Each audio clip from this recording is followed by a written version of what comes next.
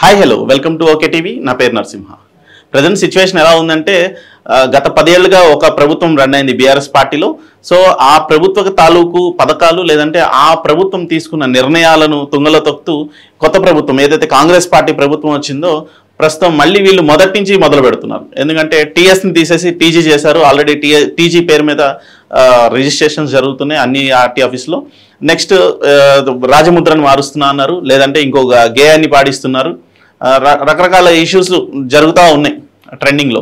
వీటన్నిటి విషయంలో తేల్చుకుందాం రా అని కేటీఆర్ రోడ్డు ఎక్కారు. ఇదే క్రమంలో రేవంత్ రెడ్డి స్ట్రాటజీ ఏంటంటే రా అసెంబ్లీలో చూసుకుందాం, ఎందుకంటే నీకు అసెంబ్లీలో కొట్లాడే దమ్ము లేదు, ఇక్కడికి వచ్చి ప్రజల్ని ఎందుకు మభ్యపెడుతున్నావు, రోడ్డెక్కి నువ్వు చేసే అల్లరైంది మాకు తెలియదా నువ్వేం చేస్తున్నావు అనే పరిస్థితుల్లో రేవంత్ రెడ్డి వీళ్ళని టార్గెట్ చేస్తున్నాడు. అసలు వీళ్ళకి అసెంబ్లీలో కొట్లాడే దమ్ముందా? అలాంటి స్ట్రాటజీస్ ఏమైనా వీళ్ళు అప్లై చేస్తున్నారా?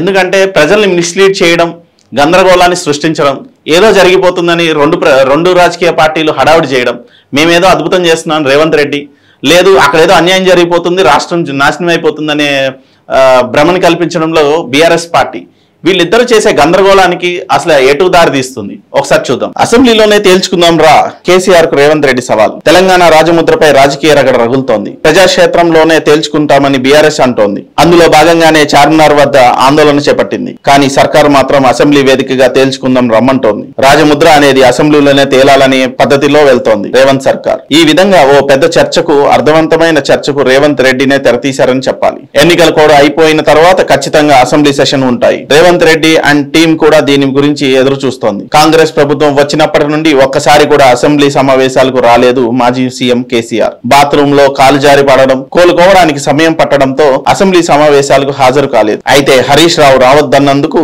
కేసీఆర్ రాలేదని డైరెక్ట్ గా సీఎం రేవంత్ రెడ్డి ఆరోపించారనుకోండి. అది ఎంతవరకు నిజమో గాని నిజంగానే ఆరోగ్యం కుదుట పడినా అసెంబ్లీ సమావేశాలకు రాలేదు. ఒకవైపు సెషన్స్ జరుగుతున్న సమయంలోనే ఎన్నికల ప్రచారానికి వెళ్లిన కేసీఆర్ అసెంబ్లీ వైపు మాత్రం రాలేదు. దీంతో రేవంత్ రెడ్డి విమర్శలే నిజం అన్నట్టుగా ఓ ముద్ర పడింది. ఇప్పుడు మరోసారి అసెంబ్లీ సెషన్స్ మాట వినిపిస్తుంది. రాజముద్రపై అభిప్రాయాలు, అభ్యంతరాలను శాసనసభ సాక్షిగా తేల్చుకుందాం రండి అంటూ స్వయంగా ముఖ్యమంత్రి ప్రకటించారు. తమ వాదన వినిపించడానికి బీఆర్ఎస్ కు ఇదో చక్కని అవకాశం. కేసీఆర్ వాదనను కూడా సభా సాక్షిగా రాష్ట్ర ప్రజానికం వినొచ్చు. ఆ రోజు ఎందుకని అలా రాజముద్రను తయారు చేశామో వివరించుకోవచ్చు. ఎలాగూ రాజముద్ర మార్చడానికి ప్రభుత్వం సిద్ధమైంది కాబట్టి ఎలాంటి చిహ్నాలు ఉంటే మంచిదో సూచించవచ్చు. ఒకవేళ ఈసారి కూడా కేసీఆర్ అసెంబ్లీకి రాకపోతే ప్రజల్లో పార్టీ పట్ల వ్యతిరేక భావనను తీసుకురావచ్చు. రాజముద్ర విషయంలో బీఆర్ఎస్ చేస్తుందంతా రాజకీయ డ్రామాగానే కొట్టేసే ఛాన్స్ ఉంటుంది. పైగా అసెంబ్లీ సాక్షిగా అధికార ముద్రను ఆమోదించడం అనే విషయాన్ని తెలంగాణ ప్రజలకు చెప్పుకునే అవకాశం కాంగ్రెస్ ప్రభుత్వానికి దక్కుతుంది. అందుకే ఈ జూన్ 2వ తేదీన కేవలం తెలంగాణ రాష్ట్ర గీతం జయ జయ హే పాటను మాత్రమే అధికారికంగా విడుదల చేస్తున్నామంటున్నారు. మొత్తానికి సీఎం రేవంత్ రెడ్డి పెద్ద ప్లానే వేశారంటున్నారు రాజకీయ విశ్లేషకులు.